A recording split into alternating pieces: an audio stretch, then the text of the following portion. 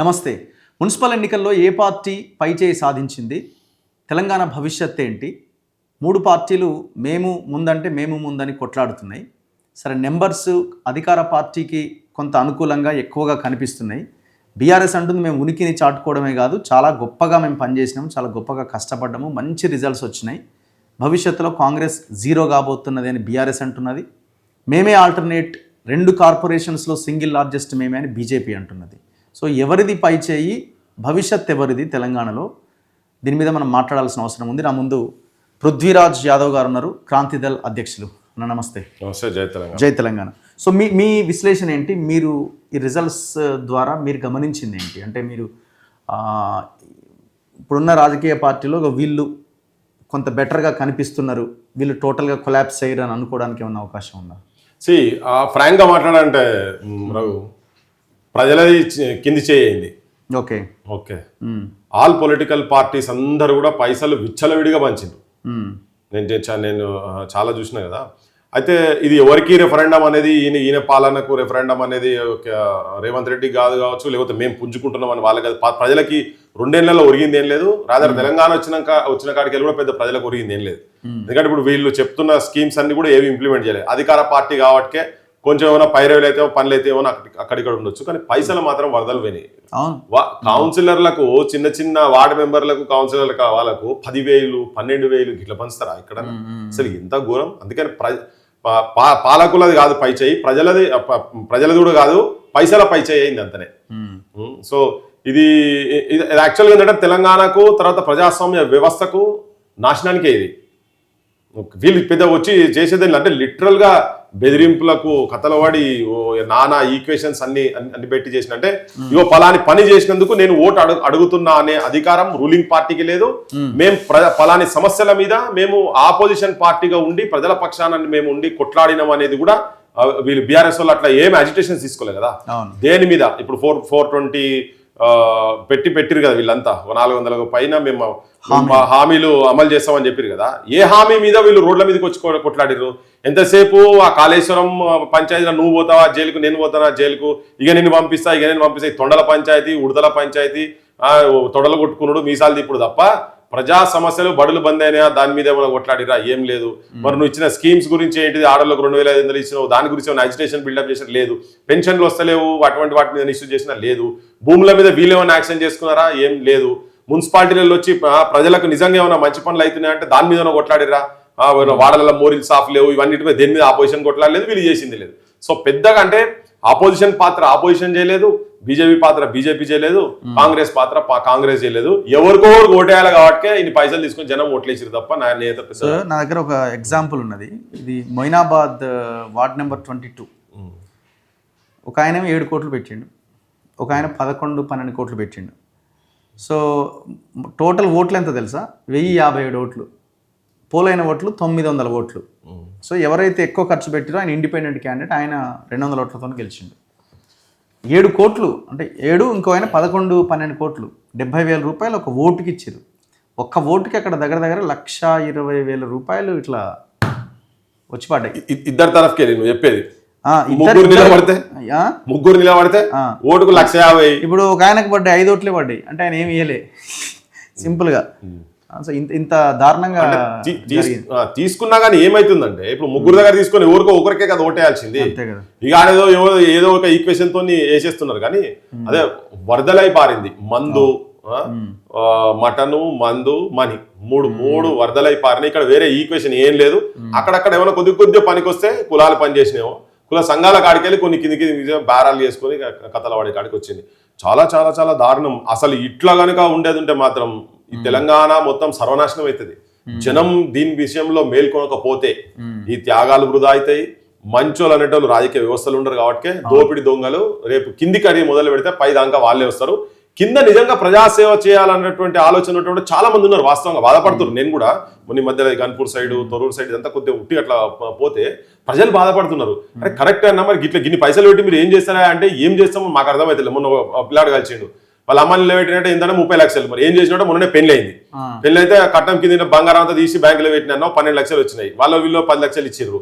అటు చుట్టాలు ముట్టాల దగ్గర అప్పులు తెచ్చిన వడ్డీకి తెచ్చినా మరి నేను ఎట్లా తెరుస్తావు సర్పంచ్ అయిపోయినా ఎట్లా ఏమన్నా నాకు కూడా అర్థమైతే లేదు అప్పుడు ఏతులకైతే నిలబడ్డా గెలిచిన మరి ఏం చేస్తావు ఇప్పుడు మరి రేపు పొద్దుగాల మీరు నీ భార్య ఇంట్లో పంచాయతీ అంటే ఇప్పటివరకు అయితే లేదన్నా మరి 4 రోజుల తర్వాత నీకు వర్క్లో గిరుకులను దోపిడీ చేసిన వర్క్లు ఎక్కడైనా ఏం బిల్లు లేవు వర్క్ లేవు పాతోళ్ళకే ఇయ్యలే కదా ఏం మరి ఏందా అంటే ఏమో తెలియదన్న పెద్దరికానికి నిలబడడం పెట్టినా అంటుండు ఇట్లా నువ్వు ఎంత మంది దగ్గరతో మాట్లాడినా కానీ ఏదో ఒకటి ఉంటుంది 9 కోట్లు పెట్టి సర్పంచ్ అయిన వాళ్ళు ఇప్పుడు ఈ మున్సిపల్ ఎలక్షన్స్లలో నిలబడ్డ వాళ్ళు ఒక్కొక్క వార్డులలో ఇట్లా బేరాలంటే ఇట్లా మొత్తం కేవలం పైసా ఒక బిజినెస్ లెక్కనే అయిపోయింది ఏదో అంగట్ల సరుకు లెక్క అయిపోయింది ప్రజలను అంగట్ల సరుకు లెక్క కొనే కాడికి వచ్చింది గెలిచిన వాళ్ళని సరుకు లెక్క కొనే సిచ్యువేషన్ కే ఉన్నది పెద్ద ఇది నాశనానికే తెలంగాణ. సో ఇప్పుడు అధికార పక్షం కాంగ్రెస్ ముఖ్యంగా రేవంత్ రెడ్డి అంటున్నాడు మేము 85 నుంచి 90% సీట్లు సాధించినాం మేమని చెప్తున్నారు.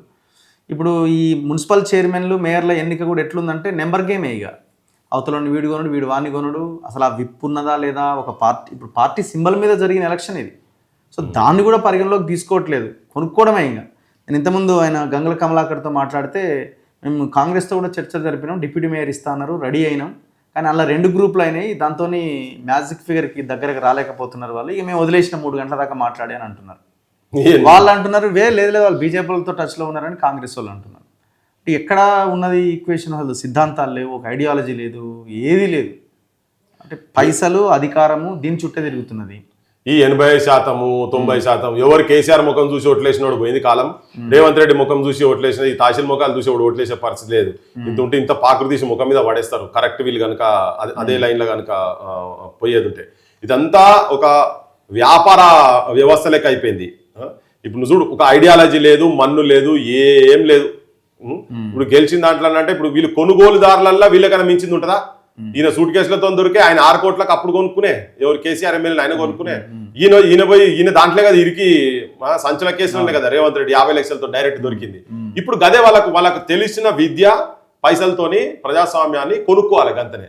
అందుకని ఇప్పుడు నిలబడ్డలు వానికి 2 కోట్లు ఇస్తావా 3 కోట్లు ఇస్తావా ఇప్పుడు ఇండిపెండెంట్లకు ఉన్నది అనుకో ఇప్పుడు కార్ ఇస్తావా ప్లాట్ ఇస్తావా ఇదే కథ వీళ్ళు కూడా కొన్ని టికెట్లు ఇచ్చేటప్పుడు కూడా కొన్ని పైసలన్నీ ఎన్ని చూపిస్తావో చూపించి కట్టలు ఉన్నాయా లేవా అని చూపించే ఇచ్చారు. కొన్ని కట్టలు వీళ్ళు తీసుకున్నారు అవసరమైతే ప్లాట్ రాపించుకున్నారు. ఎమ్మెల్యే టికెట్లు అప్పుడు కూడా మనం అట్లే చూసినాం. మేయర్ ముందే డిసైడ్ అవుతుంది చైర్మన్ ముందే డిసైడ్ అవుతుంది. ఆ చైర్మన్ అవ్వాలి అని ఆశ ఉన్న వాళ్ళంతా మిగతా వాళ్ళకి ఖర్చు పెట్టాలి. వాళ్ళ ఖర్చు పెట్టుడితో పాటు ఎమ్మెల్యే సాబ్ కూడా ఇవ్వాలి కదా అది కూడా పార్టీ కూడా ఇవ్వాలి కదా. ఇవన్నీ మామూలు కోలేగాలు కావు కదా ఇవన్నీ. అరే మేము ఉట్టికి వచ్చిన అవరభాయ్ మరి మేము పైసలు పెడితేనే వచ్చినాం కదా అని చెప్పి వీళ్ళే ఆ పార్టీ పొజిషన్ కైనా గంతనే ఉన్నది ఎమ్మెల్యేలకు గంతనే ఉన్నది. వీళ్ళు ఎక్కడో దగ్గర ఒకరిద్దరు ఆ పైసలు తీసుకోకుండా ఏమన్నా చేసి ఉంటారు కానీ 99% అదే కథ ఇప్పుడు జరిగేది. ఎందుకనే 85% ఉన్న వీళ్ళ ముఖాలు చూసి ఓటేసే పరిస్థితి ఎక్కడ కూడా ఏది కూడా లేదు. వీళ్ళ స్కీములు చూసి ఓట్లేసింది లేదు. వీళ్ళు ప్రజలకు ఏదో ఉపకారం చేసిందని చెప్పి ఎవడు ఓటేసింది ఏం లేదు. ఏదో అని చెప్పి ఆ పైసలతోనే జరిగింది. ఇప్పుడు గెలిచిన వాళ్ళే కూడా చూడు ఎంత ఇప్పుడు గంగులప్ప కమలాకర్ది ఇష్యూ చెప్పిన అనుకో అసలు ఏమన్నా కొద్ది అంటే వీళ్ళకు బహిరంగంగా జనం ముంగడ మాట్లాడటానికి కూడా సిగ్గు లేకుండా మాట్లాడతారు వీళ్ళు. అంటే మేము మా రాత్రి దాకా మాట్లాడినాం పొద్దుగా లేదు ఈ పక్కకు పోయినాం వాటితో మాట్లాడినాం బేరం కుదరలేదు ఈ ఓపెన్ గానే చెప్పేటట్టున్నది కరెక్ట్. మరి వాడు చేస్తలేడు ఎందుకంటే పబ్లిక్ కూడా అట్నే కదా నాకు పైసలు ఇవ్వలేని చెప్పి పబ్లిక్ కూడా గట్నే తయారైనరు.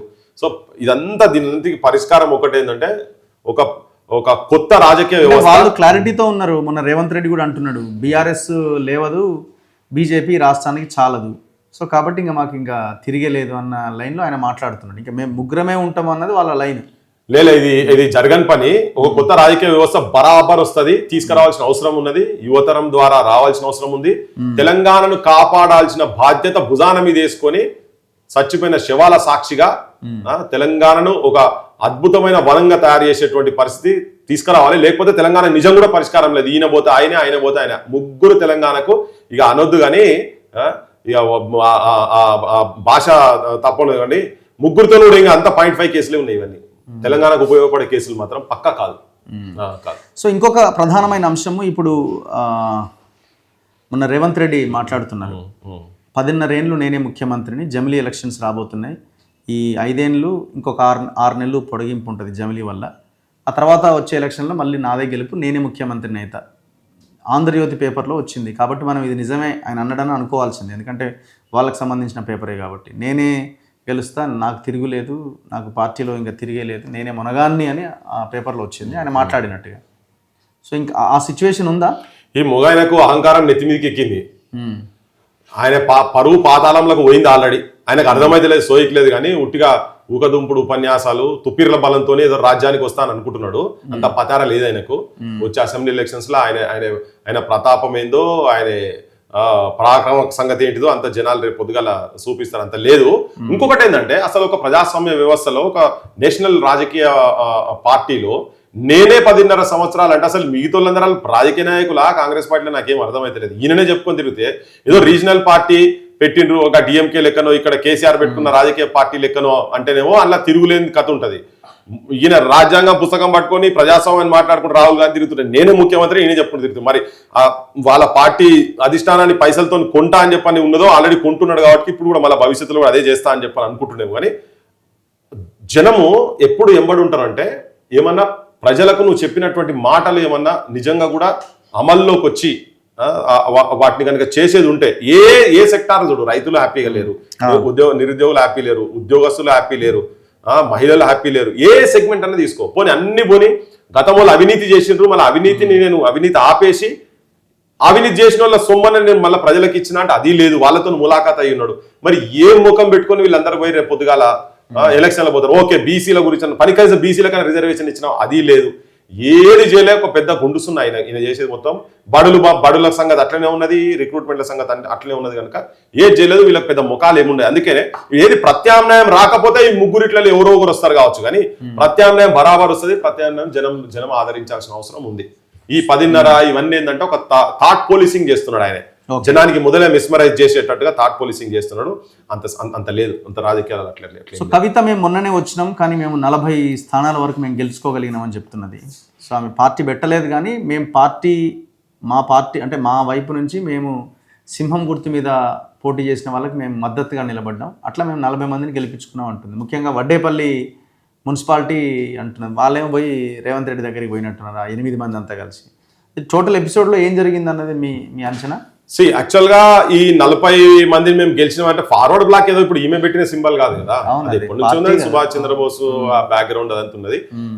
ఎవరు టికెట్లు రాని వాళ్ళందరూ కూడా ఈ సింబల్ మీద నిలబడు అనేది గత 4-5 ఎలక్షన్ ఎన్నికలలో అది ఆనవాయితీగా వస్తూనే ఉన్నది. బిఎస్పీది గుర్తు బాగుంటుంది, ఏనుగు అటు సింహము. ఒక రకంగా చెప్పాలంటే డబ్బులు ఇచ్చి కూడా తెచ్చుకుంటున్నారు. అవన్నీ జరుగుతుంది. వాళ్ళకు సింబల్ కావాలి అంటే జనానికి ఈజీగా పోయేటువంటి సింబల్ ఒకటి కావాలి. అట్లనే పోయింది. వడ్డేపల్లి సీను అంటేనే ఆయన కొత్త కాదు, రాజకీయాలకైనా కొత్తగా వచ్చి ఏదో కవితంబడి చేతులు పట్టుకొని తిరిగిన బాపతేం కాదు ఆయన. 30-35 ఏళ్ల నుంచి అక్కడ లోకల్ రాజకీయాలలో ఉన్నాడు ఆయన. అక్కడ ఆ గ్రూప్ రాజకీయాలలో ఉన్నారు అక్కడ వాళ్ళంతా, ఎస్టాబ్లిష్డ్ బేస్ ఉన్నటువంటి వాళ్ళు. సో ఆయన కాంగ్రెస్ నుంచి టికెట్ రాలేదు, ఇటు బీఆర్ఎస్ నుంచి టికెట్ రాలేదు. అక్కడ ఉన్నటువంటి వేరే వర్గం వాళ్ళు బోత్ సైడ్స్, కొంతమంది కాంగ్రెస్ కొంతమంది బీఆర్ఎస్ కు ఇద్దరికి స్ప్లిట్ అయ్యే వరకు ఆ ఓట్లు స్ప్లిట్ అయినాయి. ఒక వర్గం వర్గపోరే, ఎందుకంటే అక్కడ అంతా కొద్దిగా మజిల్ పవర్ అయి నడుస్తుంది కనుక ఫ్యాక్షన్ ఆల్మోస్ట్ ఫ్యాక్షన్ లెక్కనే ఉంటది. ఆ బెల్ట్ అంతా కొద్దిగా ఫ్యాక్షన్ లెక్కనే ఉంటది. సో దాంట్లో ఎప్పటి నుంచో ఉన్నాడు, కాంగ్రెస్ లో ఉన్నాడు, కొద్ది రోజులు టీడీపీలో ఉన్నాడు, డిఫరెంట్. అయితే ఈయనకు ఆ లాస్ట్ మినిట్ లో సింబల్ అవసరం కాబట్టి ఆ సింబల్ మీద నిలబడ్డాడు. ఆయన కొడుకు కూడా ఓడిపోయాడు ఆ లోకల్ సూర్యమని ఆయన గెలిచిన. కవితకు ఏం రోల్ అప్ప? కవితని ఎవరు గుర్తురు ఆ ఫ్యాక్షన్ లా? సంబంధమే లేదా అసలు? కవితకి ఏం సంబంధం చెప్పు? ఆ వడ్డపల్లి సీన్ అంటానికి ఏం సంబంధం, వాళ్ళకేం సంబంధం? ఎవరికేం సంబంధం లేదు. సింబల్ కావాలి కాబట్టి ఆ సింబల్ వీళ్ళు వచ్చి మొదలే మాట్లాడుకున్నారు. మరి వాళ్ళకి ఏమన్నా ఫార్వర్డ్ బ్లాక్ వాళ్ళకి ఏంటంటే వాళ్ళు ఓటు పర్సెంటేజ్ కావాలని వాళ్ళకు చేసిన. అసలు ఈయన ఎక్కడ ఏం సుటరిగా ఉన్నదా, లేకపోతే ఈయన పార్టీ ఎంబడి తిరిగినోడా ఏమన్నా? ఆయనకంటూ ఒక సపరేట్ బేస్ ఉన్నటువంటి వ్యక్తి. ఆడ లోకల్ రాజకీయాలను బట్టి సింబల్ తీసుకొని పోయిండు. ఆయన బలంతో వీళ్ళిద్దరు స్ప్లిట్ అయ్యారు కాబట్టి అక్కడ ఉన్నటువంటి ఒక ఫ్యాక్షన్ స్ప్లిట్ అయ్యి ఓట్లు వేసుకున్నారు కాబట్టి ఈయన 10 ఓట్లు 18 ఓట్లు కొన్ని అటు ఓట్లతో వీళ్ళు గెలిచారు. కవితకు ఆ గెలుపుకు ఏ మాత్రం సంబంధం లేదు. రంజిత్ ఉన్నాడు కదా గద్వాల్, ఆయన తరపు నుంచి ఏమన్నా ఉండేనా? రంజిత్ అంటే దాని మధ్యలో ఏమైనా లైజనింగ్ చేయొచ్చు, మాట్లాడేసి ఆ సింబల్ ఇప్పిస్తా అని చెప్పి. ఎందుకంటే ఈ మధ్య రంజిత్ ఆమెతో దొరసాన్ నెంబర్ తిరుగుతుండు కదా, ఆయన కొట్లాడింది బంగ్లాల మీద, ఇప్పుడు దొరసాన్ నెంబర్ తిరుగుతుండు. సరే వాళ్ళకు ఉన్నటువంటి ఈక్వేషన్స్ తోటి అక్కడ లోకల్ తర్వాత ఇంకోటి ఈ కాన్సెన్స్ ఆలంపూర్, శాంతినగర్ ఆలంపూర్, రంజిత్ ఏమో ఇక్కడ కదా. రంజిత్ కూడా ఇంతకు ముందు సింహం గుర్తుకెళ్ళి అక్కడ అసెంబ్లీకి నిలబడ్డాడు కదా, లాస్ట్ అసెంబ్లీకి. వాళ్ళకి ఆ పరిచయాలు ఉన్నాయి. ఆ పరిచయాలతోటి ఆ సింబల్ విషయంలో వాళ్ళకి ఏమైనా ఇప్పించుట్లా చేసి ఉంటాడు. కానీ ఇప్పుడు ఒకవేళ నిజంగా అది ఉండదు అనుకో, ఆయన కాంగ్రెస్ ఎందుకు పోతాడు? మరి అట్లీస్ట్ ఒక 4 రోజులు ఉంటాడు కదా. ఆయన గెలుచుకున్నాడు, వెళ్ళిపోయింది. సింబల్ అవసరం పడ్డది, సింబల్ తీసుకున్నాడు, పోయిండు. రాజకీయాలు ఇవన్నీ కామన్. కాకపోతే రంజిత్ కు తన కాన్స్టిట్యున్సీకి కూడా సంబంధం లేదు కదా, సంబంధం లేదు. కవితకైతే అసలే లేదు. అట్లీస్ట్ రంజిత్ కన్నా అటు ఇటు పరిచయాలు ఏమైనా ఉంటాయి కానీ కవితకైతే అసలు కవితను అడిగింది ఎవరు? ఆమె ఏంటంటే అదే ఇప్పుడు ఎక్కడనో అది మళ్ళీ ఇదే కదా అది ఓల్డ్ సామెత అవుతుంది మందికి ఉన్న పిల్లలు నా పిల్లలు ఎక్కడ ఉంటుంది అన్నట్టు అది ఎప్పుడో సింబల్ అది ఈమెది కాదు సంబంధించింది కాదు ఏం కాదు వీళ్ళు క్లెయిమ్ చేసుకుంటారు అనేది జనం నవ్వుల పాలవుతారు ఇటువంటి వాళ్ళు జనం లోపల నవ్వుల పాలవుతారు అట్లా చెప్పు. So what about Palakurthi Thorrur? మీకు చాలా దగ్గర కదా, మీకు బాగా మీ టీం ఇదంతా కూడా అక్కడ నెట్వర్క్ ఉన్నట్టుంది. 7, 9 7 దయాకర్రావు అది ఈ 7లకెళ్ళి 9 దయాకర్రావు 7 కాంగ్రెస్ ఇళ్ళకెళ్ళి గుంజాలనే ప్రయత్నం బాగానే చేసిండు. రేవంత్ రెడ్డి కూడా బాగా డీప్ ఫోకస్ చేసిండు. ఆయన ఎట్టి పరిస్థితుల దయాకర్రావుకు మాత్రం అది పోద్దు అనేది రేవంత్ రెడ్డి కసి ఉన్నది. వీళ్ళ లోపల ఎప్పటికీ వెనక నుంచి పంచాయతీ ఉంది కదా, సంచులు ఇన్ఫర్మేషన్ ఇచ్చిందే దయాకర్రావు. మేము ఇద్దరం కలిసి దొంగలం కానీ నన్ను ఒక్కరినే దొంగం చేసిన అనేది ఉన్నట్టు మా రేవంత్ రెడ్డికి ఆ బాధ ఉన్నట్టున్నది. అందుకే అది చేసింది. కానీ మొదటి నుంచి ఆయనకి ఆ వ్యూహం ఉండనుండే. దయాకర్రావు కూడా చాలా సీరియస్ ఇన్వాల్వ్ అయ్యి ఆడ కూడా పైసలు వరదలై పారినాయి. ఈమె కొద్దిగా పైసలు తీసుట్లో జర కంజూసి చేసింది అని చెప్పని మా ఝాన్సీ రెడ్డి, యశస్విని రెడ్డి వాళ్ళేమో అంతకుముందు ఎన్నికలు అప్పుడేమో బొచ్చడు ముచ్చట్లు చెప్పారు. మేము మొత్తం ఊరికో హాస్పిటల్ కట్టిస్తాం, ఊరికో పెద్ద ఏంటది బడి కట్టిస్తాము, తర్వాత అసలు ఎవరికి ఏమైనా నేనే చూసుకుంటా, అసలు పైసలు అంటే ఇట్లా నీళ్ళు ఎట్లా కాలువలు అయి పారుతాయో అట్లా నేను భారిస్తాను, నాకు అన్ని పైసలు ఉన్నాయని చెప్పింది.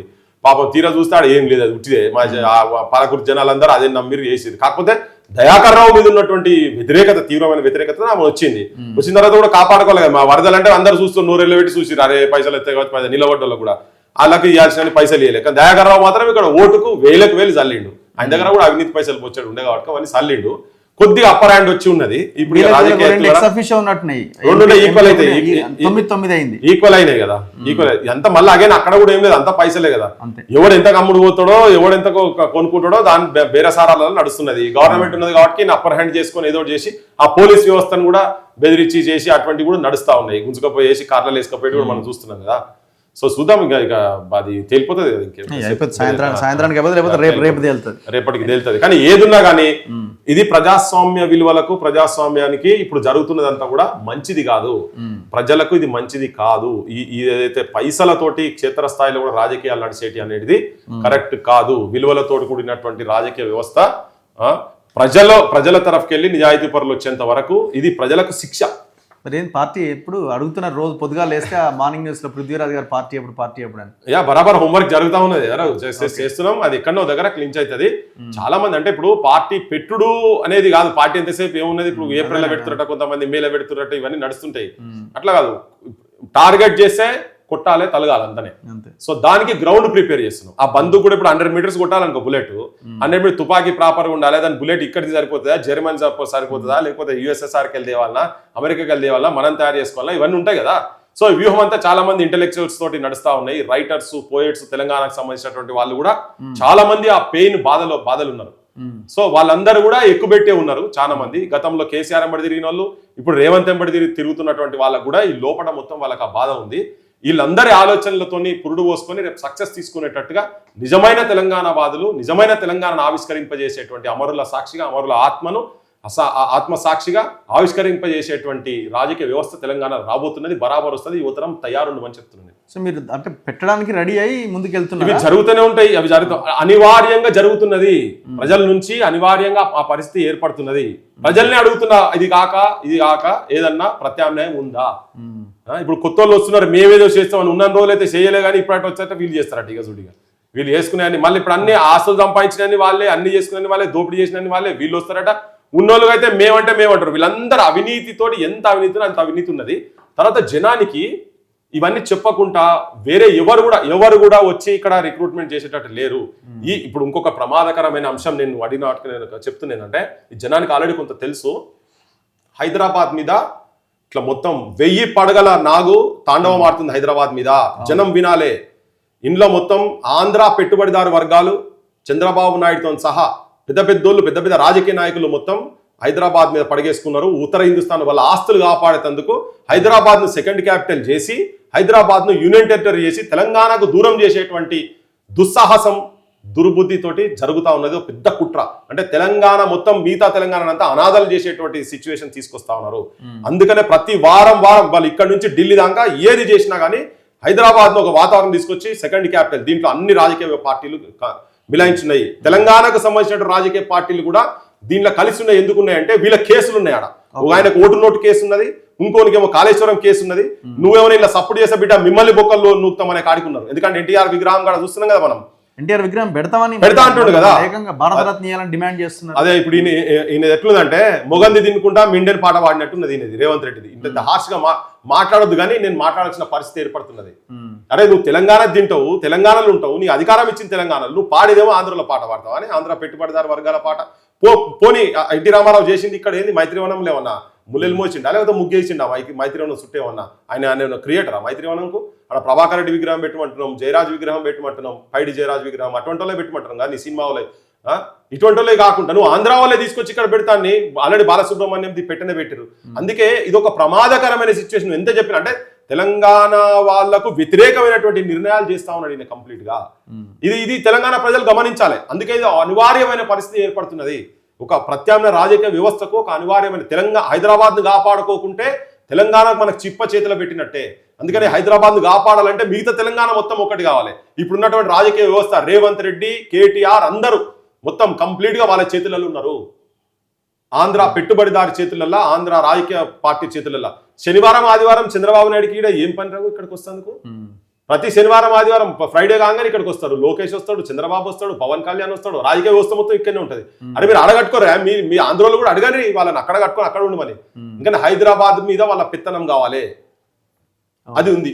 ఇదొక దుర్మార్గమైనటువంటి ఆలోచన జరుగుతా ఉన్నది రాజకీయంలో. పార్టీ తప్ప ఇంకా వేరే ఆలోచన చెప్పండి నాకు, వేరేది ఏమున్నది? ఇప్పుడు నువ్వు ఎన్ని ఉద్యమాలు చేసినా అల్టిమేట్ ఏమైతుంది? బుక్కల వారేస్తున్న లోపల ఇప్పుడు నువ్వు 2 లక్షల ఉద్యోగాలు ఇస్తా అంటే ఇయ్యలేకుంటుంటే, విద్యార్థులు వచ్చి అడుగుతుంటే, యువకులు వచ్చి అడుగుతుంటే వాళ్ళ మీద కేసులు పెట్టించి వాళ్ళని దొక్కిచ్చి తన్నిపించుకుంటా కొట్టిపించుకుంటా వాళ్ళు చేపట్టే నువ్వు అధికారంలోకి వచ్చినావు అని చెప్పి నువ్వు ప్రమాణ స్వీకారం చేసి నాడే అన్నావు కదా.